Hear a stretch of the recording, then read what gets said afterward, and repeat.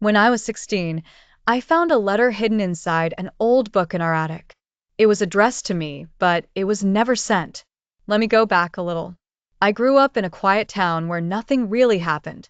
My dad was a strict man. Not cruel, not angry, just distant. You know the type. Always at work, barely talked at dinner, and never said, I love you. But he provided for us. I guess that was his way of showing love. When I turned 10, he started getting sick. My mom didn't tell me much, just that dad needs to rest more. Over the years, his condition worsened. He retired early and stayed home more often, usually reading or sitting in silence by the window. We never had a real conversation. Not about life, not about feelings, not even about school. It was always short answers and nods.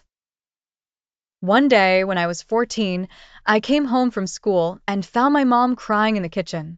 My dad had passed away in his sleep. Heart failure. Just like that, he was gone.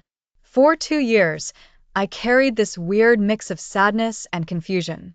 I missed a man I never truly knew. Then came that day in the attic. I was helping my mom clean up when I found one of his old books, a dusty novel he used to read all the time. I flipped through the pages and a folded, yellowed envelope fell out. My name was on it. My hands shook as I opened it. Inside was a letter, written in his careful handwriting. To my son, if you're reading this, then I never got the chance to say these words out loud. Maybe I was too proud.